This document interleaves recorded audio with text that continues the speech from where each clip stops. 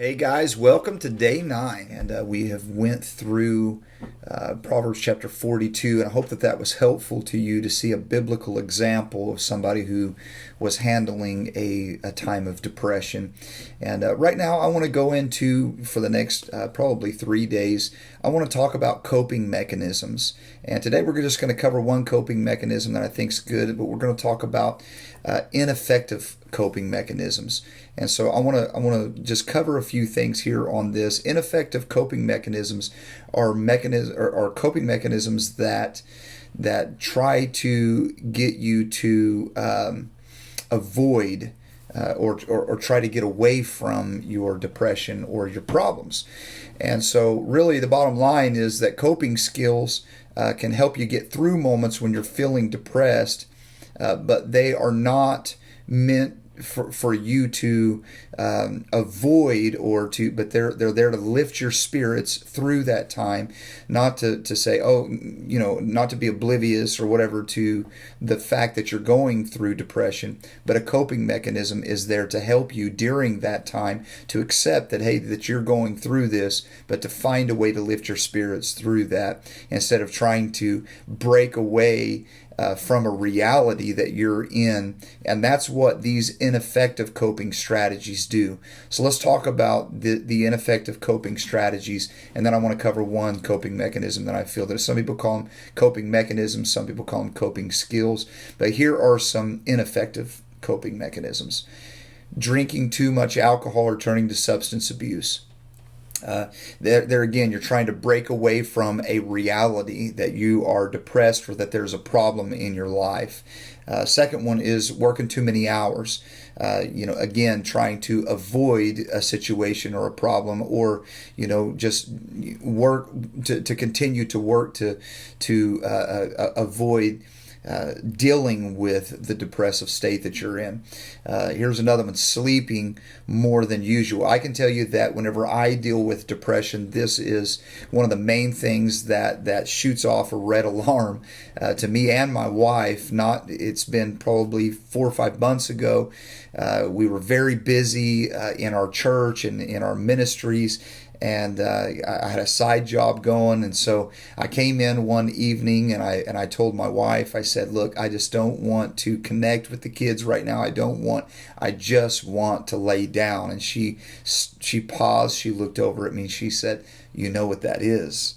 And so she even now is recognizing whenever I'm trying to get into a depressive state. So sleeping more than usual is kind of my way of denying, hey, this is where I'm at, and I need to deal with some stuff. All right, so here's the next one: blaming yourself, then thinking over and over about negative thoughts.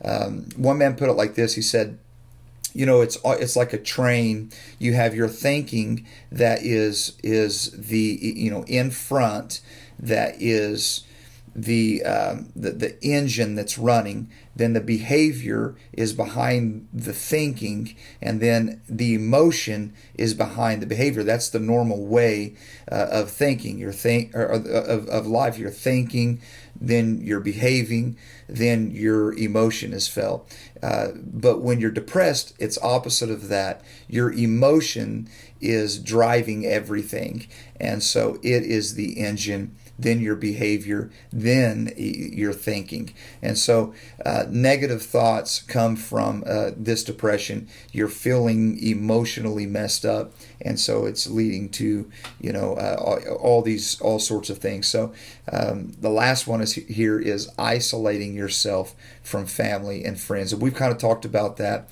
in the days, and won't spend much time on that. In prior days we've talked about it. But it is important to make yourself be a part of that routine. We're going to talk about routine in the future, but I want to talk about one positive strategy, coping strategy, that I feel like that we can leave you with here today, and that is meditation in the morning. And so I want to encourage you to meditate in the morning. Now, what I like to do is I like to read a script or read my Bible, spend some time alone. If you need to get up earlier than your family does, I know that you get up, you fix your kids lunch. You're sending them off. You're doing stuff all day. It's life in today's society is set up for depression and for anxiety and just all sorts of mental problems. But if we can take that time out in the mornings to be able to just sit with the Lord and do our devotion, maybe read a book, a chapter in a book, or even a passage, or just getting that even if it's 10 or 15 minutes in the morning before things get kicked off, to launch us into our routine. Man, I'm telling you, that is a very helpful tip there. So I want to encourage you to try to steer clear from the ineffective coping strategies that we've talked about, and try this first positive coping mechanism that we're talking about here today, where we're practicing meditation, mindfulness, and we're allowing ourselves a moment in the beginning of our day, hopefully in the beginning of our day, where to me, I tie my mindfulness, my meditation, my time of prayer with coffee. I love coffee. Sometimes that can be bad for somebody who's got anxiety. To me, it just goes right along with my prayer time. But I'm reminded of what somebody said, that hope fights depression. I believe it was Parcell that said, often people who are depressed feel the worst when they get up. Praying or meditating can start the day off with a clean slate. And so I just want to encourage you, maybe take some time in your mornings, especially while you're going through this, and let's maybe try applying that coping mechanism in your life. Hey, you're going to have a great day today. God bless.